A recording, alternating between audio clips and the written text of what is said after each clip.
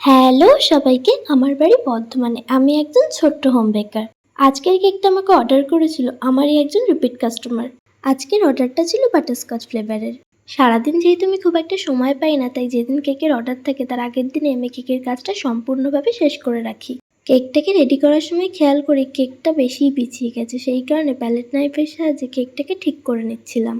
আজকে যে কেকটা আমি বানাচ্ছি সেই কেকের ফটোটা কাস্টমারই আমাকে পাঠিয়েছিল, কিন্তু সেই কেকটা ছিল সম্পূর্ণ হলুদ কালার।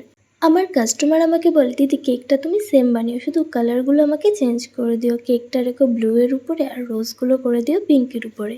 কেকটা যখন শেষ করেছি তখন ঘড়ির কাঁটায় বাজছিল রাত্রির 1:30। তখন আমার ঘরের অবস্থা ছিল ঠিক এরকম। এই সমস্ত কিছু পরিষ্কার করতে আমার আরও 30 মিনিটের মতো সময় লেগে গিয়েছিল। আজকের কেকটা তোমাদের কেমন লাগলো জানাতে ভুলো না। ভিডিওটা ভালো লাগলে একটা লাইক করে দিও। দেখা হবে নতুন কোনো ভিডিওতে খুব তাড়াতাড়ি। আজকের জন্য এইটুকু, টাটা, বাই বাই।